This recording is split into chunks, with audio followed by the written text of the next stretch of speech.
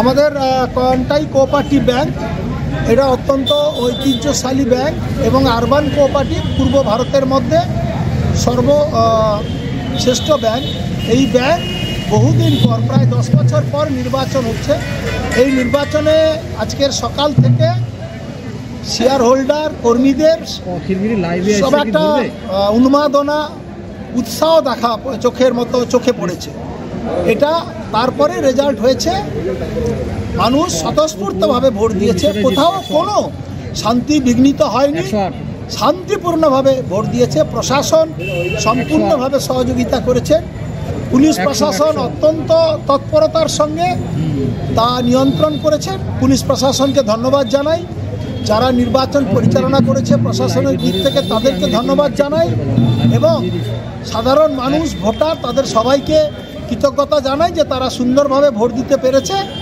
স্বাচ্ছন্দ্যে নির্ভয়ে তারা নিজেদের ভোট নিজেদের দিয়ে আমাদের দলকে, তৃণমূল কংগ্রেসের যে প্যানেল ছিল 108টা আসনের মধ্যে 101টি আসন আমরা জয়লাভ করেছি, আর বাকি আমাদের যারা বিরোধী ভারতীয় জনতা পার্টি তারা 7টি আসন জয়লাভ করেছে।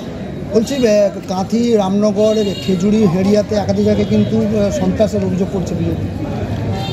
আমরা কোথাও আজকের নির্বাচনে রাজনৈতিকভাবে খেজুরিতে গণ্ডগোল থাকতে পারে, নন্দীগ্রামে গণ্ডগোল থাকতে পারে, কার্ড ব্যাংকে নন্দীগ্রামের একজন কর্মীকে খুন হতে পারে, কিন্তু আজকের দিনে আমরা দেখেছি খেজুরিতে হোক, নন্দীগ্রামে হোক কি ভগবানপুরে হোক, কোথাও কোনো উত্তেজনা নেই, একেবারে শান্তিপূর্ণভাবে হেড়িয়া কেন্দ্রে ভোট হয়েছে।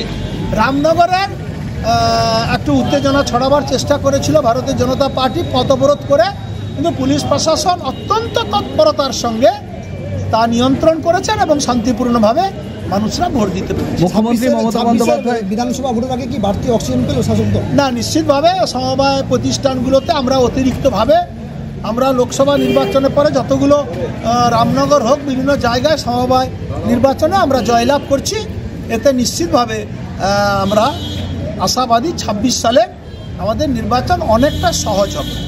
এই অসাধারণ সাফল্য, মুখ্যমন্ত্রী আসার পরে আবার এই কোঅপারেটিভ ব্যাংকে অসাধারণ সাফল্য, দীর্ঘদিন ভোট হয়েছিল না, এই সাফল্য নিয়ে কি বলবেন?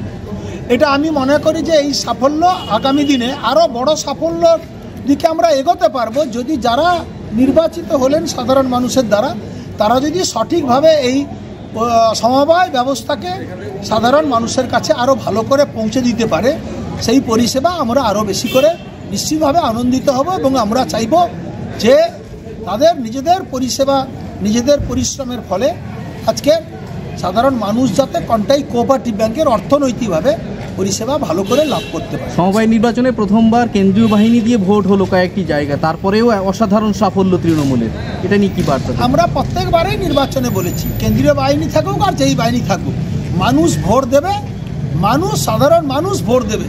সেখানে কেন্দ্রীয় বাহিনীর কাজ কি, রাজ্য সরকারের পুলিশ প্রশাসনের কাজ শান্তি শৃঙ্খলা বজায় রাখা।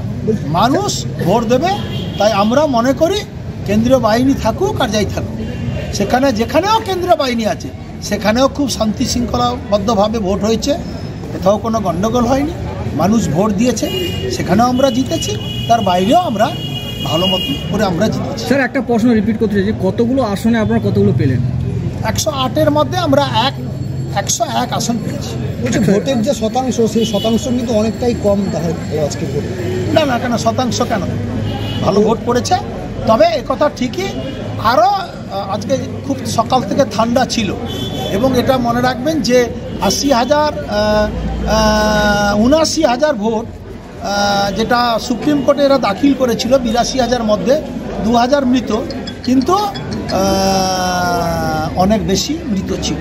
আরেকটা বিষয় দেখা যাচ্ছে যে যিনি সুপ্রিম কোর্টে মামলা করেছিলেন শঙ্কর বেরা, এগরার প্রাক্তন চেয়ারম্যান, তিনিও আজকে শাসক দলের হাতে আক্রান্ত হলেন। এগরাতে তিনি আক্রান্ত হয়েছে, আমার কাছে কোনো খবর নেই, আমি জানি না। তবে আমি মনে করি যে কোনো বিরোধী সদস্যকে বা দলকে আক্রমণ করা ঠিক নয়। আমাদের এখানেও বিরোধী দলের প্রার্থীরা বেরিয়েছিল, আমি নিজে গিয়ে তাকে সুন্দরভাবে তাকে যাতে ঘরে পৌঁছাতে পারে শান্তিপূর্ণভাবে, আমরাও সে সহযোগিতা করেছি। আমি এটা নিশ্চিতভাবে বিশ্বাস করি। আমাদের রাজনৈতিক মনোভাব আলাদা থাকতে পারে, মতবাদ, কিন্তু নির্বাচন লড়াই, এক পক্ষ হারবে এক পক্ষ জিতবে। আক্রান্ত যারা আক্রান্ত হচ্ছেন বা আমাদের দ্বারা যদি আক্রান্ত হয়ে থাকে সেটা দুঃখজনক ঘটনা। মুখ্যমন্ত্রী আপনাকে দায়িত্ব দিয়েছিলেন এই কন্টাক্ট কোঅপারেটিভ ব্যাংকে, মুখ্যমন্ত্রীর সঙ্গে কি আপনার কোনো যোগাযোগ হয়েছে? রামনগরে যখন পথ অবরোধ হয়, রাজীব ব্যানার্জির মাধ্যমে মুখ্যমন্ত্রী আমার কাছে জানতে চেয়েছিলেন। আমি বলেছি যে ছোটোখাটো একটা ব্যাপার, ওটা কোনো অসুবিধে নেই, তাই তিনি জানতে চেয়েছিলেন এবং তিনি সবসময় আজকে সারাদিন খবর রেখেছেন কন্টাক্ট কোঅপারেটিভ ব্যাংকের নির্বাচনে যাতে কোনো অসুবিধে না হয় এবং পুলিশ প্রশাসনকে তৎপরতার সঙ্গে তিনি সঙ্গে সঙ্গে কোনো অসুবিধা হলে ব্যবস্থা গ্রহণ করার নির্দেশও দিয়েছিলেন এবং তিনি সারাদিনই এই নির্বাচন সম্পর্কে খবর বলছি রেখেছেন। নির্বাচনে অসাধারণ সাফল্যের পর এবার কি দলীয়ভাবে আপনার গুরুত্ব বাড়বে বলে? আমি জানি না সেটা দলীয়ভাবে গুরুত্ব বাড়বে কি কমবে সেটা দল বুঝবে। দল যাকে ভালো মনে করবে। আমাকে মুখ্যমন্ত্রী দায়িত্ব দিয়েছিল সবাইকে এক করে নির্বাচনে লড়াই করা। আমি যতটা পেরেছি এই পূর্ব মেদিনীপুর জেলার সমস্ত নেতৃত্ব, পশ্চিম মেদিনীপুরের এমএলএ নেতৃত্বকে নিয়ে এক জায়গায় বসিয়ে সবাই যাতে একসাথে লড়াই করতে পারে। আমি একা তো পারবো না, সবাইকে নিয়ে লড়াই করার দায়িত্ব দিয়েছিল। সেই দায়িত্ব আমি মনে করি এই রেজাল্ট আমি সেই দায়িত্বটা পালন করতে পেরেছি, নেত্রীর নির্দেশ আমি পালন করতে পেরেছি। ইতিমধ্যে কিন্তু গুঞ্জন শুরু হয়ে গেছে যে পূর্ব মেদিনীপুরের কাঁথি সাংগঠনিক জেলা তৃণমূলের সভাপতি হতে চলেছে। আমি জানি না, সেটা দলকে জিজ্ঞাসা করুন কে সভাপতি হবে, দলকে জিজ্ঞাসা করুন। এই দাদা, মুখ্যমন্ত্রী আপনাকে দায়িত্ব দেওয়ার পর জেলায় অসাধারণ সাফল্য এই নির্বাচনের সাথে সাথে আপনার নিজের গড় রামনগরেও 11টায় জিতলো, এই সাফল্যকে নিয়ে কী বলবেন? আমি জানি আমি মানুষের প্রতি আমাদের আস্থা আছে, মানুষ আমাদের প্রতি ভরসা করে।